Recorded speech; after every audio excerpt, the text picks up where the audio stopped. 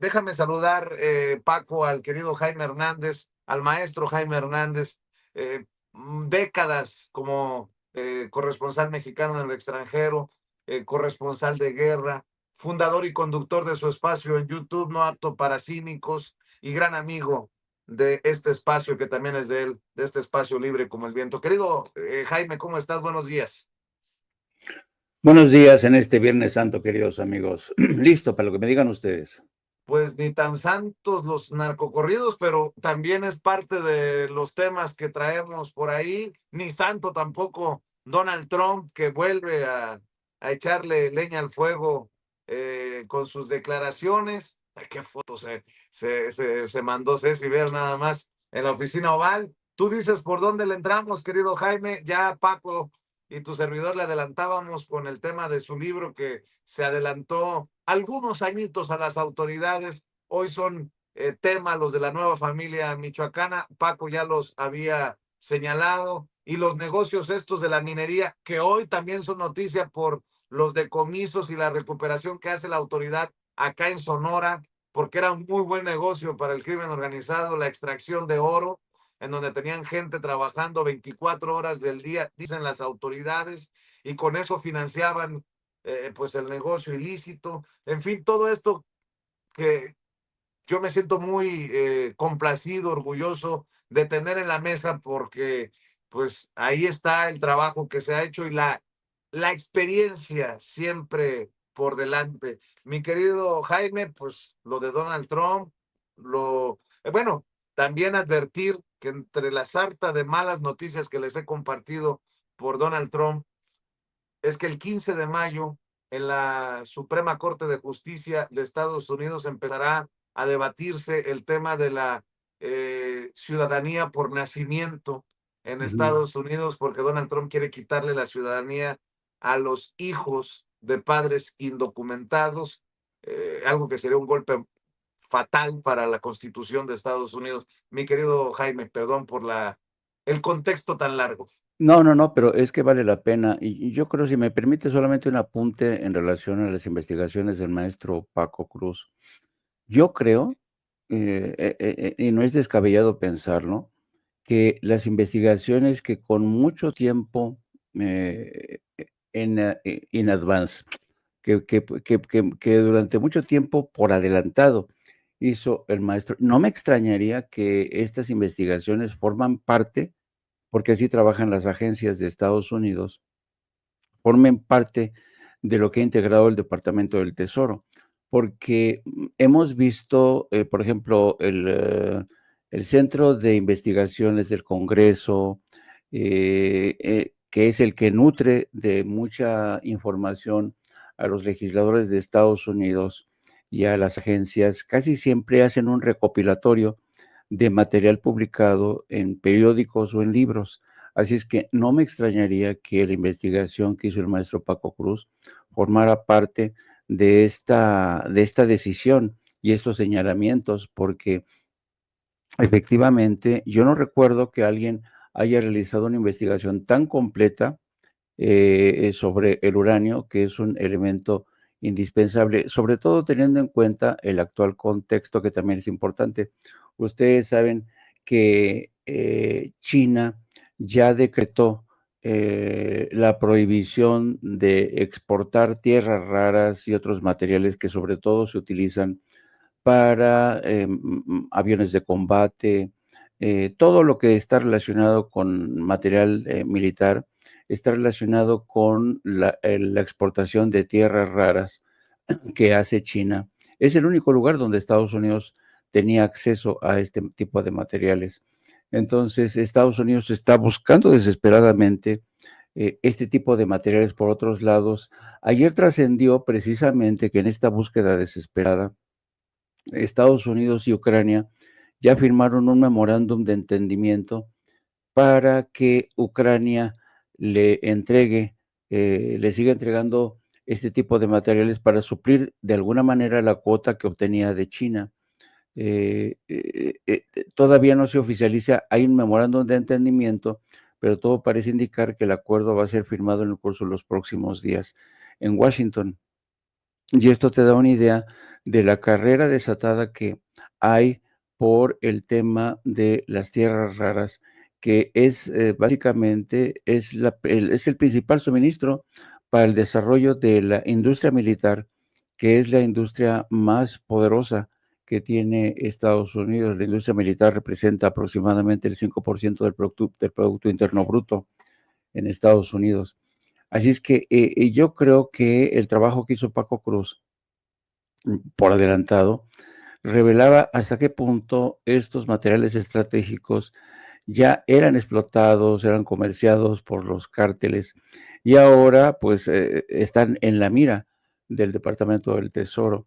Solamente quería hacer este apunte porque ciertamente yo creo que periodistas como Paco Cruz eh, se adelantaron en el tiempo a lo que era ya esta disputa por materiales y, por ejemplo, el titanio, el uranio, y era y sigue siendo ahora más que nunca un nicho de negocio muy importante para Estados Unidos.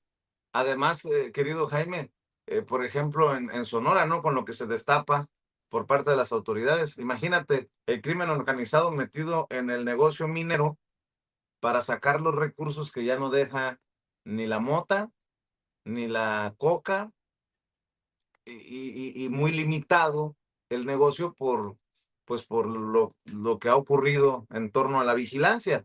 ¿De dónde sacan dinero? Pues en este caso de la minería, algo que a lo mejor pues no nos había caído a muchos el 20, ¿no? Sí, y de ahí también la importancia de que la Marina haya tomado el control de puertos como el de Lázaro Cárdenas, por donde se trasegaba muchos de estos tráfico de hierro, de otros materiales, ¿no? De ahí la importancia porque representaba una fuga muy importante y por eso tenían tantos recursos los cárteles, ¿no? Yo creo que fue una de las decisiones más importantes de López Obrador, poner a la Marina al frente de estos puertos. Pasando al otro tema, es realmente yo, francamente, cada día vamos de ocurrencia en ocurrencia con Donald Trump. Ahora dice que él prácticamente nos subsidia y que si nos subsidia deberíamos, al igual que, ¿se acuerdan cuando habló de Canadá que debería ser un estado más? Pues ahora también dice que como nos subsidia, también México debería ser un estado más de Estados Unidos. Dice que sin Estados Unidos México no podría vivir, que de hecho si no existiríamos, cuando ha sido exactamente todo lo contrario.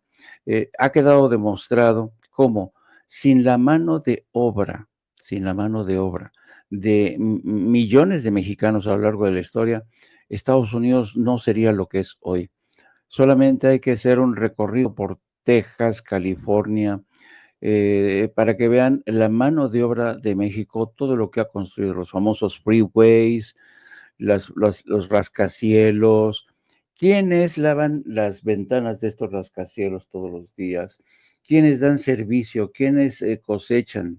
Y desde hace mucho, mucho, mucho, Jaime, los trenes, mi bisabuelo, el papá de mi nana, que en paz descanse, fue a trabajar al ferrocarril.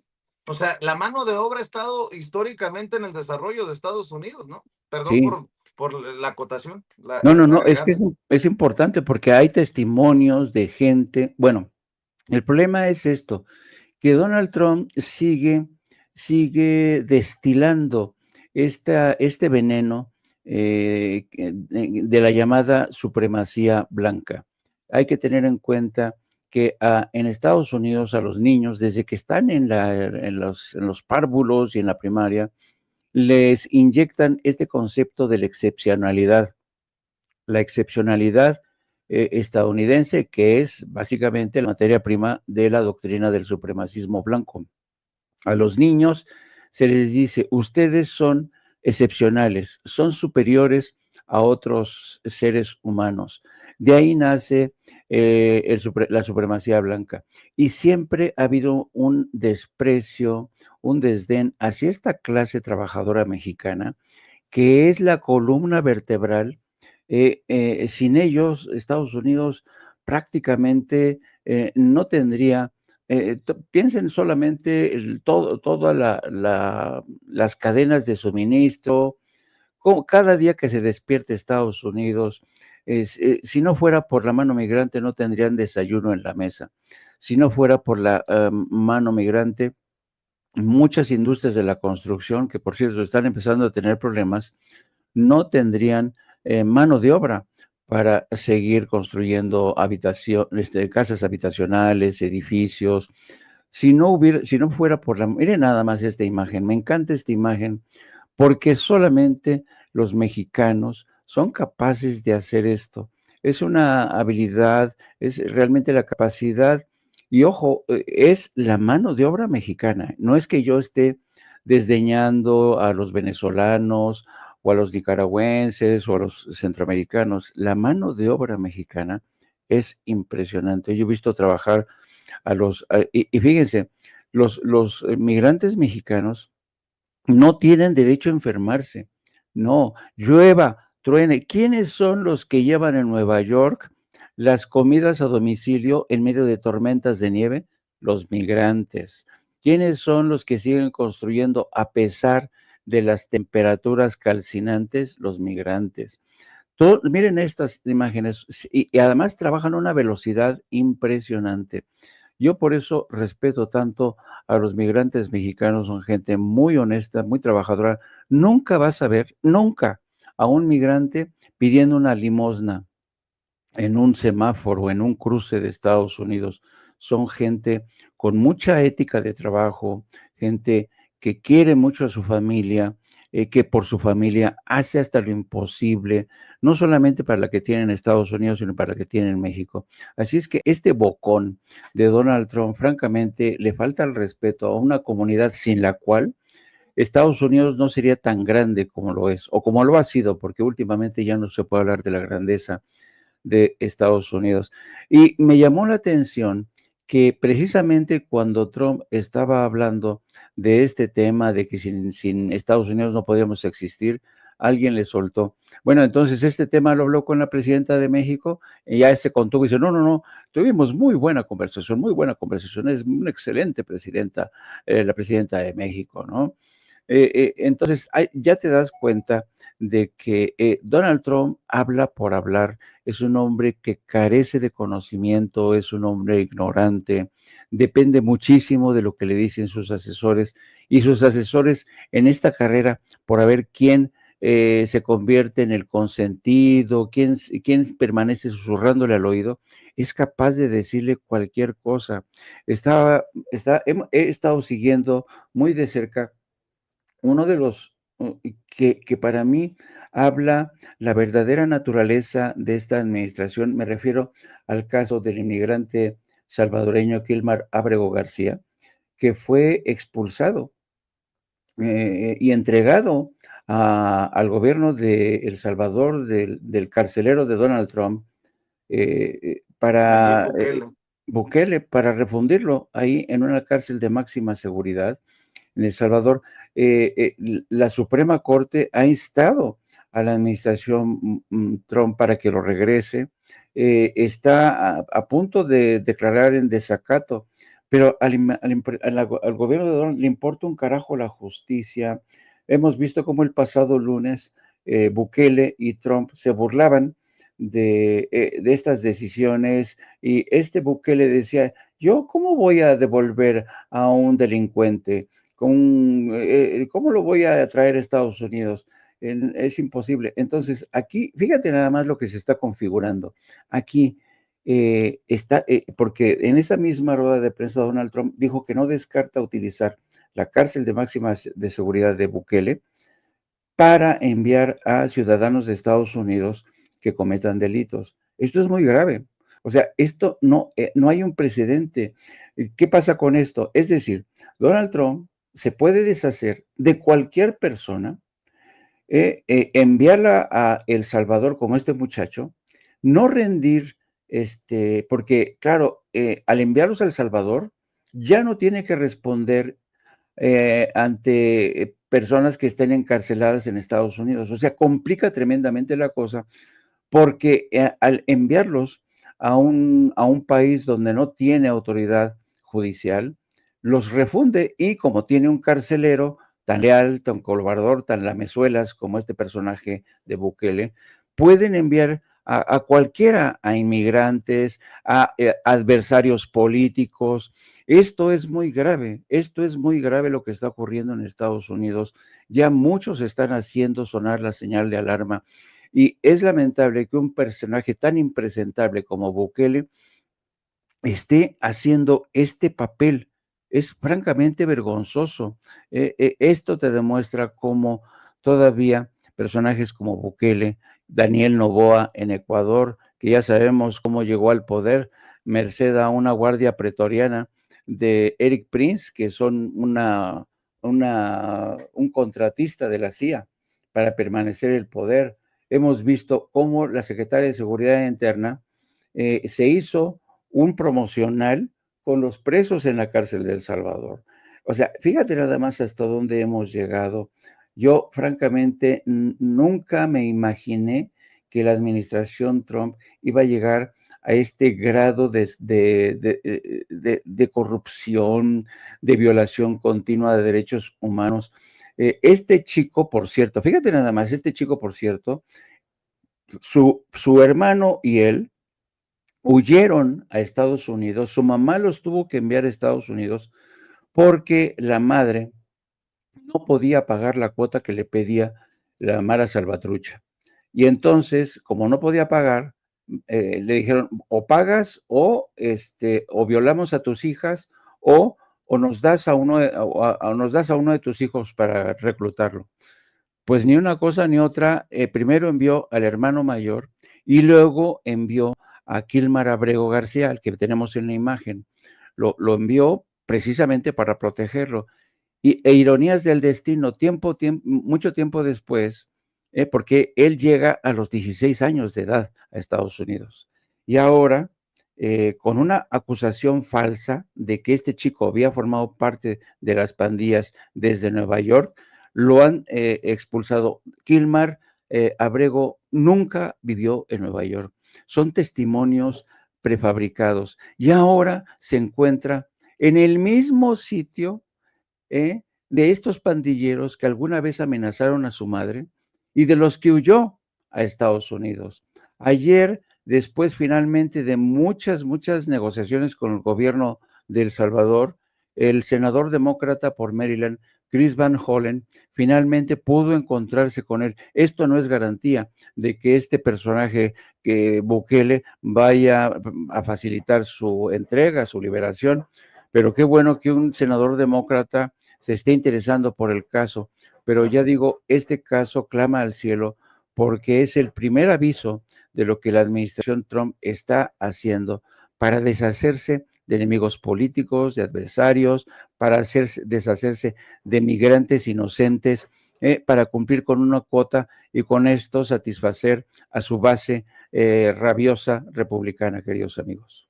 Por eso también es repugnante la burla de Bukele, que dice que tan mal hemos tratado a este señor que fue visto tomándose unas margaritas en el paradisiaco El Salvador con este legislador demócrata al que haces referencia.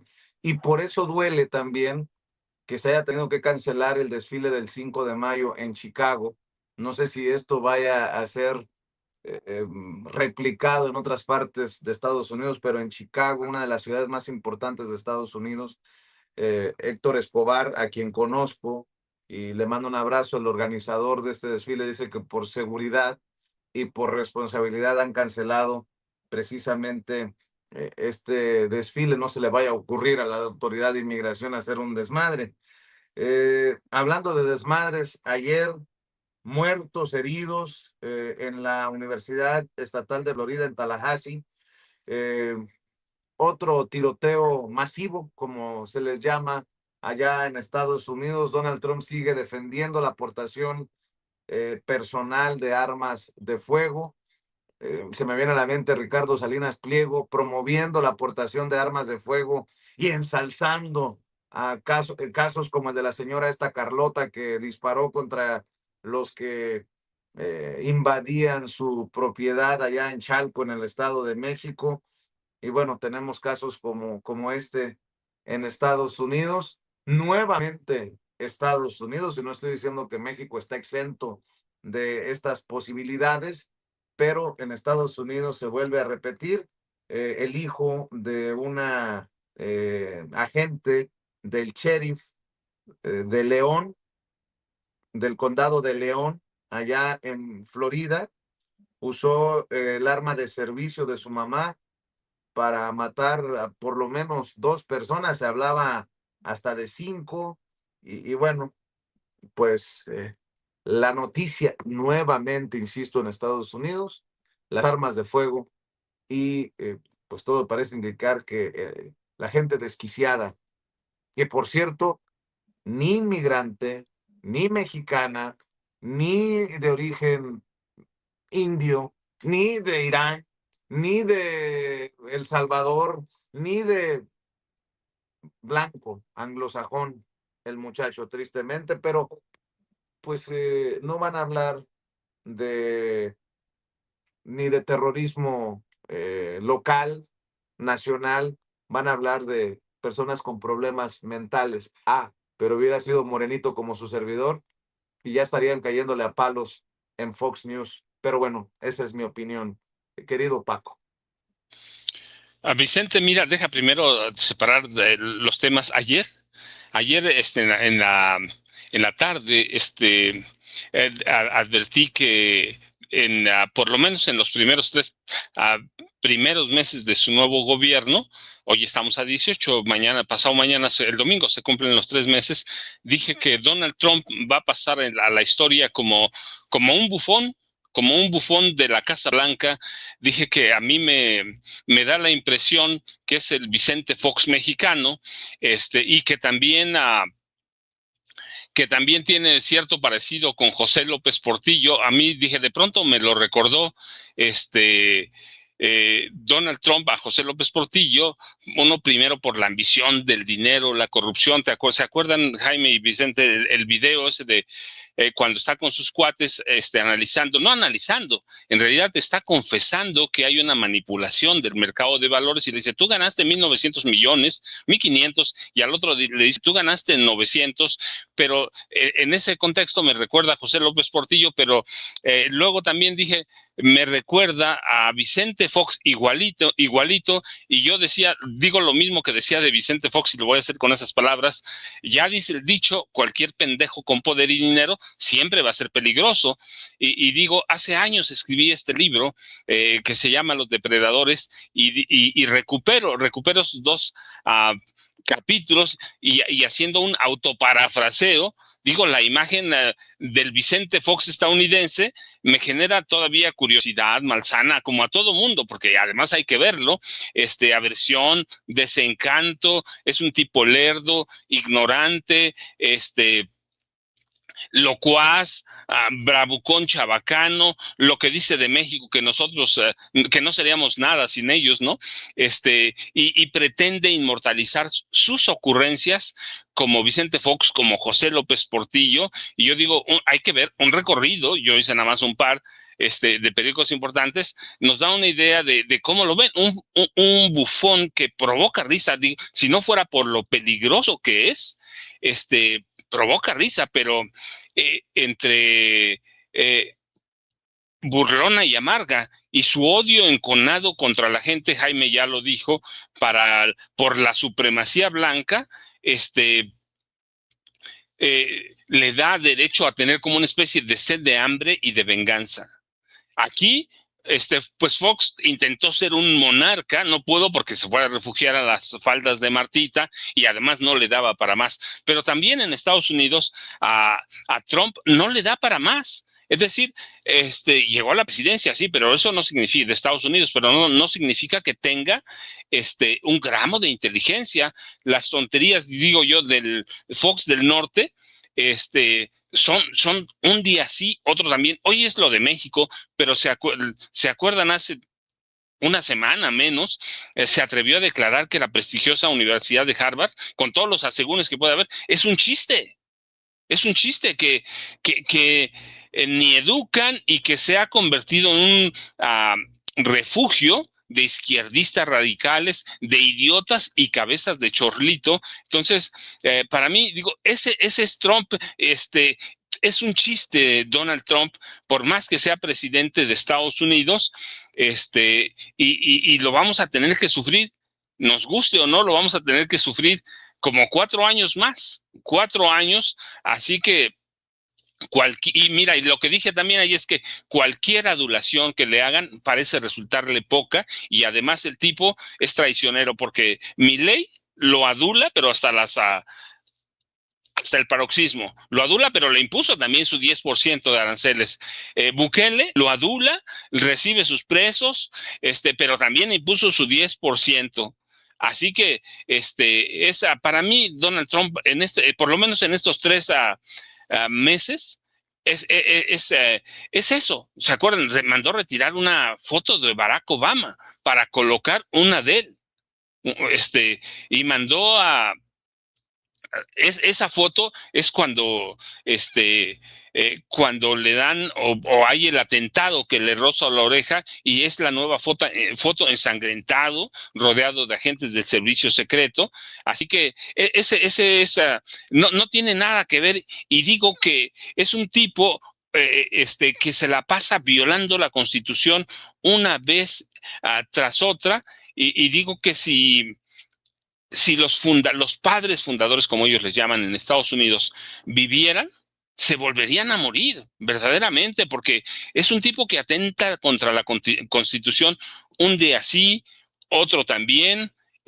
Así que Jefferson, Adams, Franklin, Washington, que redactaron la Constitución, que es el pilar de Estados Unidos, se volverían a morir con un tipo que viene violando sistemáticamente la Constitución, o que se la pasa por el arco del triunfo. Y él solito quiere hacer lo que hicieron los fundadores de Estados Unidos. Así que ese es Donald Trump, Vicente. Y el otro, el de la matanza de estudiantes, el asesinato, dijo que es que es una vergüenza, pero que él descarta que cualquier regulación a la ley de armas en el país, porque es muy respetuoso de la Constitución. Dice, lo he sido desde el principio.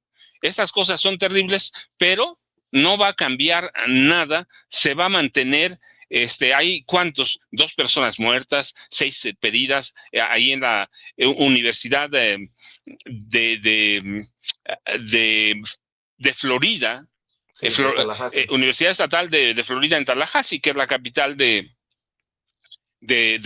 Florida. Así que dice que él es firme defensor de la segunda enmienda de la Constitución y de toda la Constitución. Así que dice que va a prevalecer, por lo menos hasta ahora, va a prevalecer la Asociación Nacional del Rifle. Así que que no se va a discutir nada, no hay nada. ¿Por qué? Porque va a prevalecer, y porque él es un respetuoso de esta Constitución, Vicente. ¿Y qué pasó ayer? Pues un jovencito de 20 años, hijo de una policía, de un agente de la policía, tomó el arma de cargo de su mamá y fue al campus de la Universidad Estatal de la Florida, allí en Tallahassee, y este es el resultado. Pero el resultado también para mí de la descomposición, hace mucho, de la descomposición de la sociedad de Estados Unidos, Vicente. Y luego yo lo ato con este capítulo. Si no la va a prohibir, si no va a hacer nada y va a prevalecer, imagínate con la demanda que hay de México contra las armadoras y negocios que comercian armas en las armerías en Estados Unidos, Vicente. La verdad es que está preocupante, pero ese es el Donald Trump que veo, ese es el Donald Trump que nos ha mostrado en los últimos 3 meses, y ese es el tipo que vamos a tener que aguantar por 4 años, Vicente, porque acaba de empezar su gobierno hace poco menos de 3 meses. Así es, y apunte que me hace Toño, y le mando un abrazo a Toñito Ruiz. Es republicano registrado, todo parece apuntar. Este muchacho, tristemente hoy, infame, pues, para ponerlo claro, este joven que perpetró la masacre ahí en la Universidad Estatal de Florida. Mi querido Jaime, escucho tus comentarios, tus opiniones. Fíjate que Tallahassee es la capital, como bien señala el maestro Paco, de Florida. Tallahassee es una ciudad básicamente, en su inmensa mayoría hay muchísimos estudiantes, muchos de ellos de raza negra, afroestadounidenses. Tallahassee es un lugar, pues básicamente donde hay una población flotante muy importante, estudiantes, y donde se concentra gran parte del cuerpo administrativo del gobierno de Florida. Pero al margen de esto, yo creo que esto está estrechamente relacionado con algo que ya señalaba el maestro Paco. Para mí, cada vez que hay este tipo de eventos, cosa que ya forma parte, digamos, del menú cotidiano de noticias, te demuestra hasta qué punto Estados Unidos ha sido incapaz de meter en cintura a la industria de las armas. La industria de las armas se ha convertido en algo muy poderoso. La industria de las armas, a través de la Asociación Nacional del Rifle, francamente, apenas ayer ustedes comentaban de esta decisión de cómo revertir, cómo hacer desaparecer la cultura de los narcocorridos cuando ya es toda una industria, ¿no? Es toda una industria. La industria de los narcocorridos es una industria que deja mucho dinero. Y el maestro Paco hizo un comentario, yo creo, bastante lúcido al decir, a ver, ¿cómo metes en reversa? ¿Cómo desapareces algo que ya está ahí, que genera mucho dinero? Bueno, así como la industria del narco, la industria de las armas es casi imposible desaparecerla. Fíjate, la industria de las armas que nació, porque claro, nació con los clásicos revólveres y luego evolucionó hacia los rifles de caza, porque la gente tenía derecho a defenderse. De hecho, es lo que consagra la segunda enmienda de la Constitución. Tú podías defenderte con un arma, un revólver o un rifle de caza, y al mismo tiempo te servía como para ir de casa y darle de comer a tu familia. Tenía mucha razón esta segunda enmienda, pero ¿qué ha pasado con el tiempo? Que la industria de las armas ha evolucionado, y ha evolucionado para satisfacer las necesidades no de los ciudadanos, no, sino del crimen organizado. ¿Por qué da un salto la industria del rifle o la escopeta a los rifles de asalto? Porque los cárteles mexicanos requerían, porque el crimen organizado en Estados Unidos lo requería. Aquí hay muchísima hipocresía por parte de la industria de las armas, que tienen comprada el alma de los legisladores en Estados Unidos. Hace poco hablábamos, creo que hace un par de semanas hablábamos de la deslealtad tremenda de la administración Trump hacia el gobierno de México. En este continuo proceso de diálogo y negociación, México ha cumplido, se ha reducido en un 70% el tráfico de fentanilo. Se ha reducido en casi un 90% la inmigración indocumentada a través de la frontera de México-Estados Unidos. México ha cumplido con su parte. Y claro, esto le ha permitido, ha entregado 29 capos de la droga. ¿Y Estados Unidos qué ha hecho? ¿Qué ha hecho? ¿Ha reducido el tráfico de armamento? No. Lo que es más, hablábamos hace 2 o 3 semanas de cómo el Congreso de Estados Unidos ha reducido a su mínima expresión hacia la Agencia Federal contra el Tráfico de Armas, la ATF, y el alcohol. Bueno, esta ATF prácticamente es una agencia que debería estar vigilando el tráfico de armamento y de las llamadas armas fantasma que no tienen registro. Hay un mercado negro impresionante en Estados Unidos, pero además están las armas fantasmas que ya se fabrican en casa, con polímeros. Es impresionante ya. Entonces, Estados Unidos, el Congreso, le quitó más presupuesto a la ATF, y muchos de sus agentes han sido canalizados para que hagan labores de migración a la frontera, vaya, que se sumen al ICE. Entonces, esto demuestra que Estados Unidos nunca ha querido cumplir, no tiene la voluntad de cumplir con su parte del trato con México, y por eso nosotros seguimos poniendo los muertos, y ellos, tan panchos, no ha hecho nada relacionado con el lavado de dinero? Casi nada. ¿Cuántas veces hemos hablado de este tema y Estados Unidos no hace nada en absoluto? Entonces, estos espectáculos de asesinatos en las universidades por chicos que desaprensivos, que de repente la agarran contra un grupo de estudiantes, sí, es lamentable, pero esto tiene su origen en la incapacidad del gobierno federal y estatal, particularmente en Florida, de ponerle un alto a este tráfico de armas. ¿Y qué decir al trasiego de drogas? Es más de lo mismo. Es decir, ¿desde cuándo se ha insistido en que el origen del problema para el consumo de drogas y la violencia y este tipo de incidentes en las universidades lo demuestran, está en Estados Unidos? Y México se ha convertido en muchos sentidos en este mercado subsidiario que suministra la droga. Hasta que no se acabe la demanda, no se va a acabar violencia de los carteles que se disputan un mercado que genera muchísimo dinero. Estados Unidos, en conclusión, no está haciendo su tarea y es de un nivel de hipocresía increíble todo lo que está ocurriendo. Por eso mucho se dice que últimamente Donald Trump se ha convertido en una pesada carga, no solo para México, sino para todo el mundo. Miren, les quiero mostrar esta ilustración de este caricaturista para que vean el viacrucis de Claudia Sheinbaum con este hombre. Francamente, ha sido muy desgastante. Claudia Sheinbaum ha podido lidiar con él, pero no cabe duda que sigue siendo un viacrucis este presidente para el gobierno de México. Así es. Y en la última vuelta, para dejarlos ir a descansar y a sus actividades, querido Paco, querido Jaime, eh, ¿cómo que ratificaron sentencia de solo 10 meses de cárcel a Jesús Patrón, el H3, líder del cártel de los Beltrán Leiva, que fue extraditado a Estados Unidos?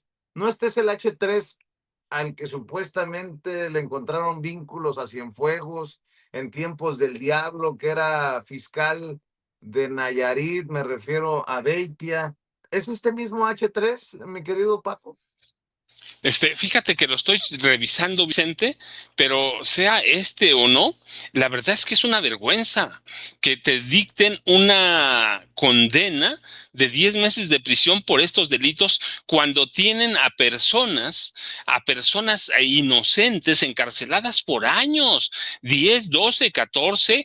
Israel Vallarta, ¿cuántos años tiene preso? Poco más de 18 años de cárcel. ¿A cuántas personas que se ha demostrado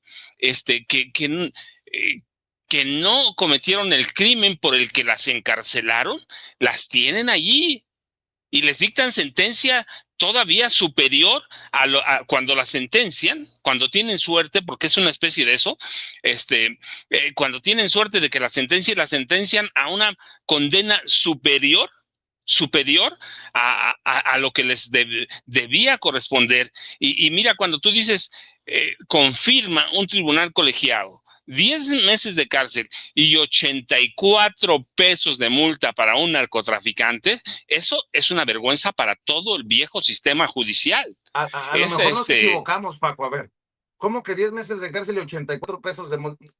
Es broma, ¿verdad? Una muy mala broma. No, Vicente, me gustaría que fuera broma.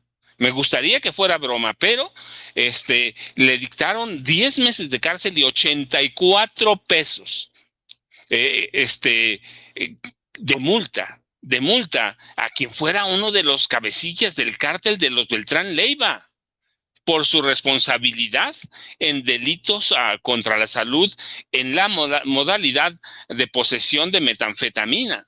Entonces tú ves, esto verdaderamente es un descaro, es una vergüenza. ¿Cuántas veces hemos hablado de personas que no tienen nada que ver? Que yo, por ejemplo, sostengo, porque además lo documenté en su momento, por ejemplo, en el gobierno de Felipe Calderón, 10,000 personas fueron encarceladas sin tener nada, solo por cumplir cuotas por narcotráfico, 10,000. Y además 10,000 que encarcelaron, ¿te acuerdas con aquel aparatejo, el sensor de drogas, dinero ilícito, que funcionaba con ondas cerebrales? Es una vergüenza. Entonces, había 20,000 personas inocentes, de ellas muchos salieron, claro, pudieron demostrar casi inmediato, no salió inmediato, pero quiero decir, pudieron demostrar que eso que los acusaban era una barbaridad. Pero, pero otras 10,000 no salieron. Están ahí. Ahora, por ejemplo, con Jaime estamos viendo en la noche cada miércoles casos de mujeres que no tienen nada que ver y las encarcelan así o las encarcelaron y las dejan por años sin sentencia. El caso más emblemático que hemos platicado siempre es el de Israel Vallarta.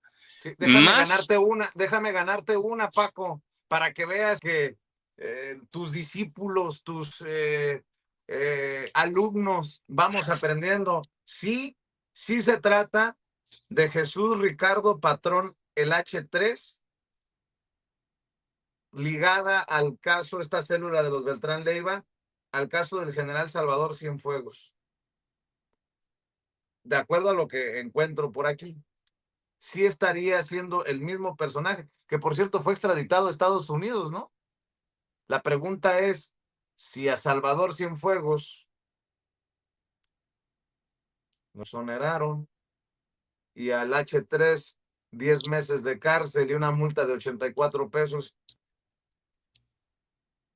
Por cierto, también ya quedó en libertad el diablo, ¿no? El fiscal Beitia, por cooperar con las autoridades en Estados Unidos. Es la información que tengo. O muy pronto quedaría en libertad. No, creo que ya quedó en libertad Beitia. Vicente, ya quedó en libertad el Diablo Beitia. Pero ahí tienes, bueno, pero a ese lo liberó Estados Unidos, pero también es una incongruencia que con todo el daño que causó el Diablo Beitia, que sí es un narco, fíjate, ya está libre. Entonces, por colaborar ciertamente como con el gobierno o las autoridades judiciales de Estados Unidos. Y aquí tienes a un narco del cártel de los Beltrán Leiva relacionado con casos verdaderamente fuertes, 10 meses de cárcel. Eso es una vergüenza, Vicente, para el sistema judicial. 84 pesos de multa. Doble vergüenza para ese sistema judicial. Es verdaderamente penoso, es lamentable. Entendemos que ya se va a cambiar por lo menos parte de ese sistema judicial, la Suprema Corte de Justicia completa, pero esa es la importancia, fíjate, Vicente, voy a meter un comercial, esa es la importancia de ir a votar el próximo 1 de junio para las elecciones, para renovar el Poder Judicial. Casos como este debían darle no vergüenza a nosotros, vergüenza a los jueces, a los magistrados, a Norma Lucía Piña Hernández. Así que si no se lo hubieran llevado a Estados Unidos, si no lo hubieran pedido en extradición, ya estaría libre. Ya estaría libre, ya estaría libre y mira, ¿qué va a hacer? Pues se va a sumar otra vez a las células de los Beltrán Leiva. Así que eso verdaderamente, Vicente, a mí digo, es una vergüenza. 84 meses, 84 pesos, 10 meses de cárcel para un narcotraficante. ¿En qué país estamos? Parece sacado de la fantasía, Vicente, pero la verdad es que es real. Es real, era un tipo de jefe de plaza, y tienes tu razón, él estaba asignado a la plaza de los Beltrán Leiva en Tepic, Nayarit. Entonces, digo, ¿de qué se trata, Vicente? ¿Qué no entiende ese poder viejo, ese poder judicial viejo, que sabemos lo que está pasando y que esto, digo, huele a una ventota? Afortunadamente lo mandaron a Estados Unidos, si no, ya estaría otra vez en la calle Vicente y Jaime. Mi querido Paco, déjenme meter un par de comentarios. El embajador de Estados Unidos en Israel, Mike Huckabee, colocó una nota manuscrita de Donald Trump en una grieta del Muro de las Lamentaciones en Jerusalén. El embajador declaró que Trump le entregó una nota orando por la paz de Jerusalén durante una reunión en la Casa Blanca la semana pasada y que recibió instrucciones de colocarla en el muro como su primer acto como embajador. Hipócritas, hipócritas, esos son, con mucho respeto para los creyentes. Por un lado, le escupe a los inmigrantes como Jesús, y después van al muro de los lamentos a dejar la notita. Me enerva Pero bueno, también para cerrar, otro comentario y escuchar los comentarios finales del querido Jaime Hernández. Estoy leyendo que le están dando vuelo a la nota en muchos medios que Hugo Buentello Carbonell, quien fungió como subdirector de operaciones en Liconza en el sexenio de Andrés Manuel López Obrador, fue detenido por su probable responsabilidad en el caso de corrupción en Segalmex. Pero la forma en que lo están torciendo, deberían de reconocer que no son tapaderas los gobiernos de la 4T de la corrupción. Qué bueno que se arresta a quien se tenga que arrestar, porque el presidente mismo dijo en su momento que el caso de corrupción que le dolía era el de Segalmex. Bueno, pues el pasado viernes 11 de abril presuntamente fue arrestado este personaje por el caso de Segalmex y fue subdirector este personaje de operaciones de Liconza, filial de Segalmex, encargada de la industrialización y distribución de leche en el país, y desde ese cargo habría firmado contratos que han sido señalados por presuntas irregularidades.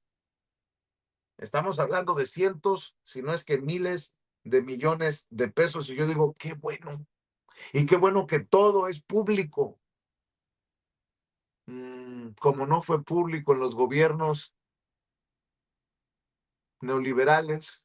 Pero bueno, mi querido Jaime, escucho tus comentarios para cerrar la mesa.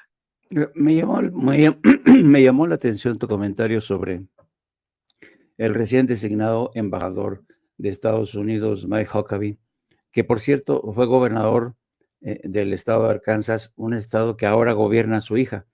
Sarah Huckabee es una dinastía de los Huckabee más republicanos, son los republicanos de hueso colorado, populistas, etcétera, etcétera.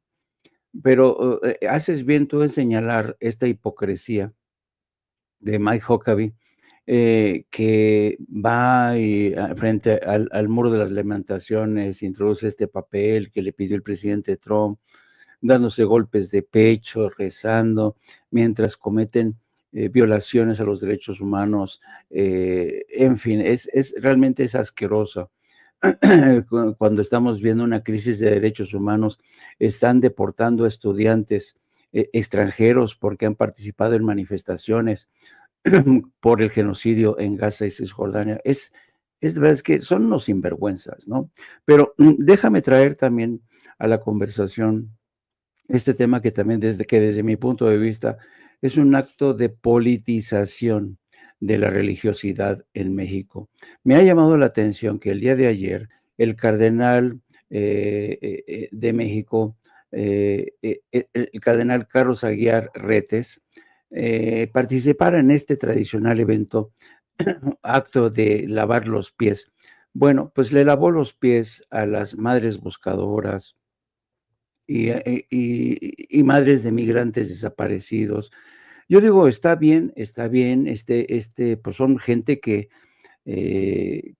ha sido lastimada, no encuentra a sus familiares, pero esto va más allá. Cuando dice este cardenal que este grupo de personas vulnerables han tenido falta de atención por parte del gobierno. Aquí ya es la politización. Yo entiendo este acto de religiosidad, de conmoverse o condolerse con estas mujeres que andan buscando a sus familias, pero tiene atufa a acto político de la iglesia que se aprovecha de esta movilización que sobre todo ha hecho el PAN. Hemos visto en los días pasados como todo el PAN, con Jorge Romero, Ricardo Anaya, con las madres buscadoras, con una veladora, su camiseta, así, ustedes pobrecitas no les hace caso a este gobierno. Y este gobierno, desde el gobierno de López Obrador, ha hecho del tema de los desaparecidos uno de sus temas fundamentales.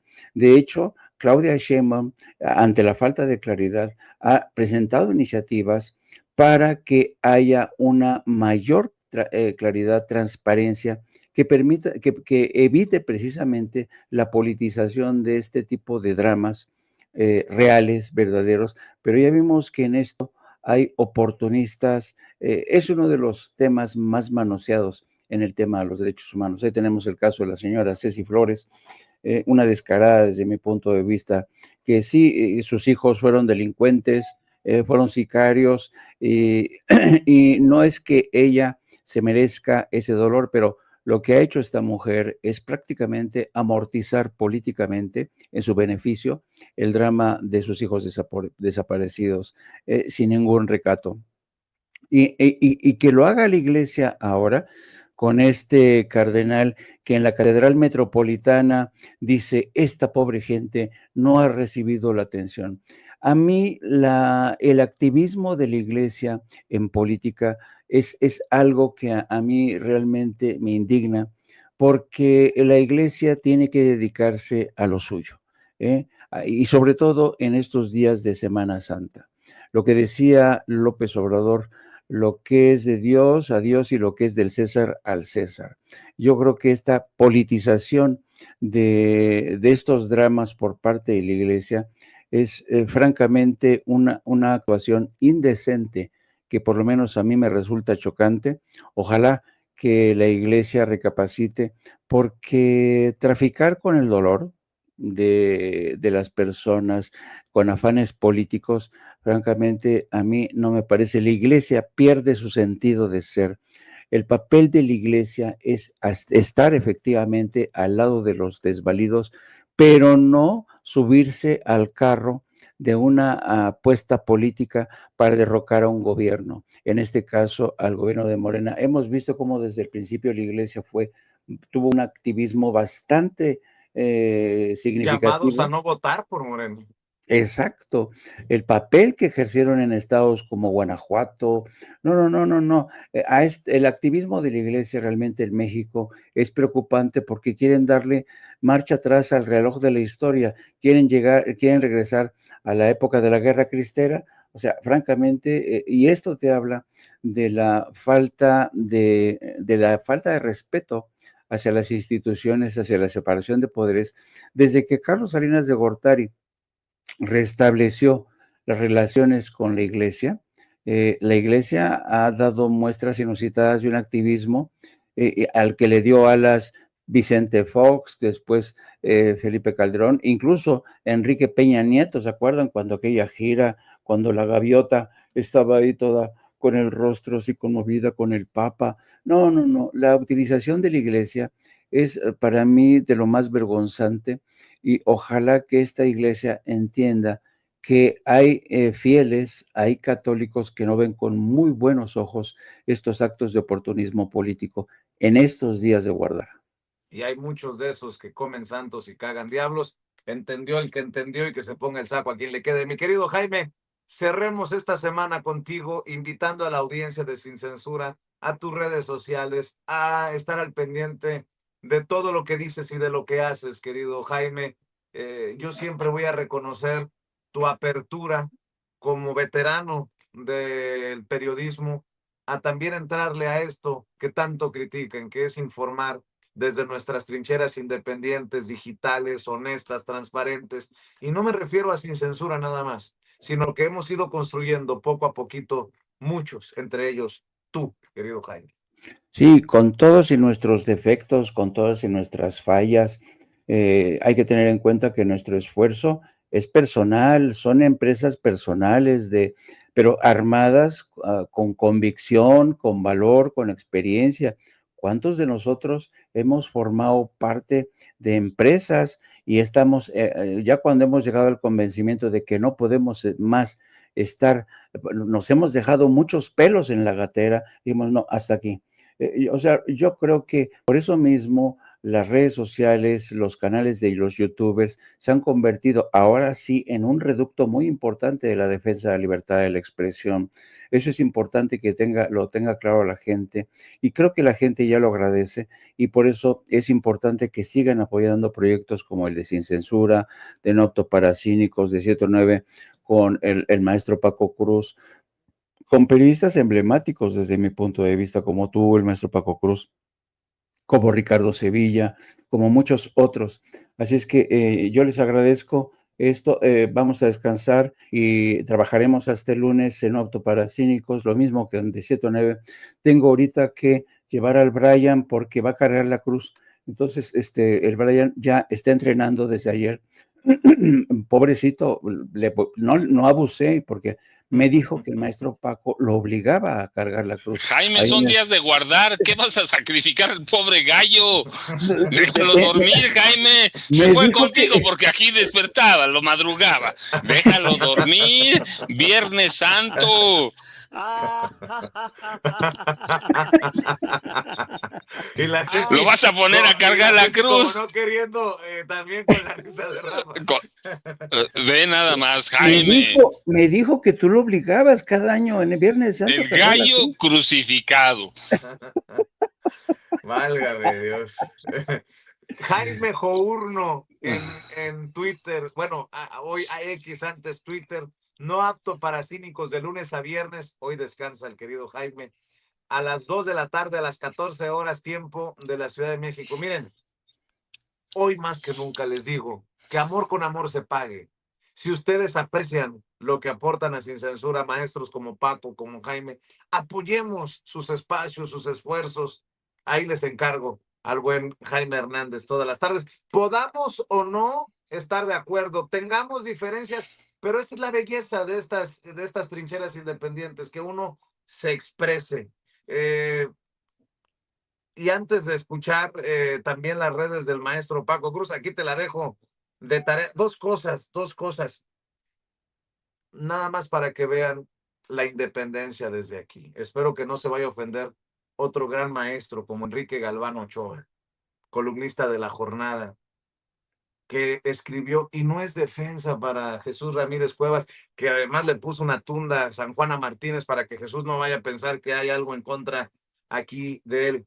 Sigo esperando que el maestro Galván Ochoa, que escribió El Fouché de Palacio, tontín, en referencia a Jesús Ramírez, es intrigante, desleal, chismoso, embustero, corrupto, se embolsaba parte de los sobres amarillos de los youtuberos, torpe y arrastrado. De la lista con nombres y apellidos de esos youtuberos a los que les robaba Jesús Ramírez Cuevas los sobres amarillos. ¿O será que soy yo el único que está preocupado de que hablen de youtuberos que recibían sobres amarillos porque soy youtubero?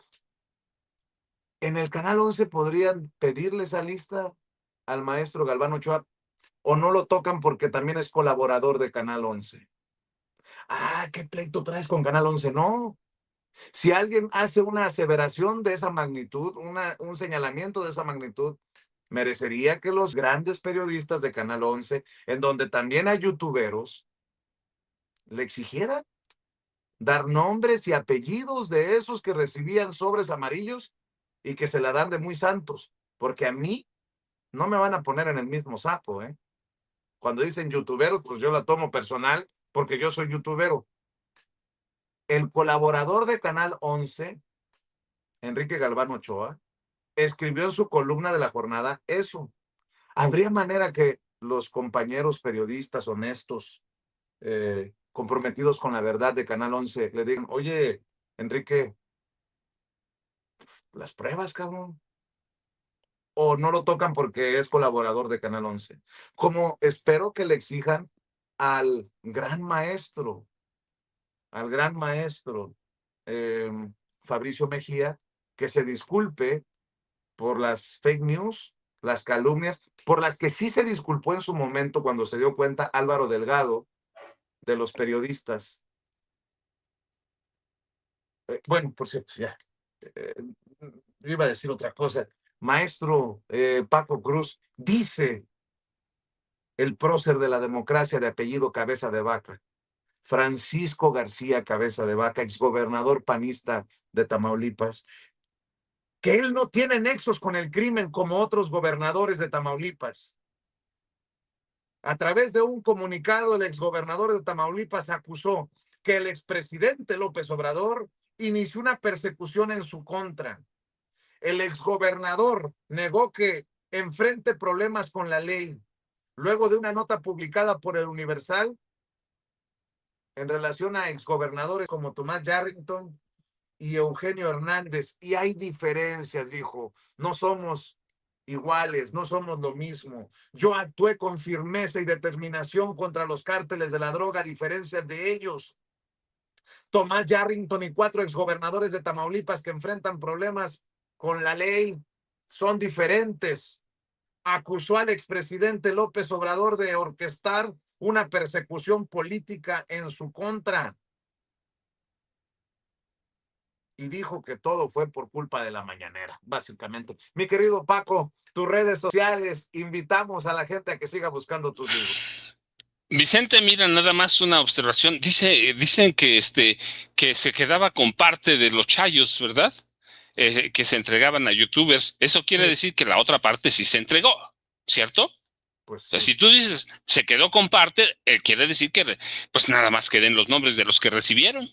Así, Pues con sí. ese sencillo y de cabeza de vaca, mira, pues adentro del gobierno de Tamaulipas formó su cártel. Había un cártel de las drogas en Tamaulipas con vestidos de policía, uniformes de policía, y es prófugo de la justicia. Digo, si no tiene nada que temer, pues que venga y que se entregue a las autoridades. Yo, ya sabes, Vicente, @ Paco Cruz Jiménez en X, antes Twitter, Francisco Cruz Jiménez en Facebook. Jaime, un abrazote. Nos vemos el lunes. Pásenla bien este fin de semana. Vicente también. Ceci, un abrazote igual, pásenla bien. Nos vemos el lunes tempranito, como siempre, Vicente, Oye, muchas gracias. Oye, una petición nada más, si se puede, de Viernes Santo. ¿Me dejas ver de cerca la foto de tu madre y tu padre? Claro. A ver, Ceci, tome a Jaime o a Paco. No son mis, no es mi mamá ni mi papá, Ah, son mis abuelos. a ver. Mira, le dije a Ceci que me tomara, que no me tomara porque, a ver, Ah, ya te vi. Estás en calzones. Sí. Wow, qué guapa era tu abuela, ¿eh? mi abuelita Elena y mi abuelito Pepe. Wow, guapísima. Chula mi vieja. Oye, de verdad que qué Ahí está. guapas son las mujeres de Sonora, por Dios. Uy, no, mejor no me hagas hablar, cabrón, no me hagas hablar. Vete a desayunar, Jaime. Tiempo de romeritos, bacalao, lo que tú quieras. Vámonos a desayunar. Gracias, Vicente. Ceci, un abrazote. Fíjate, Gracias, vale, Dios. Chao, bueno, chao. luego no vayan a decir que sí estoy transmitiendo en calzones. Nada más es en shorts, ¿eh? Porque luego van a decir, sí está en calzones el Vicente Serrano. No perdona ni el Viernes Santo, pero bueno, saludo al mejor flautista.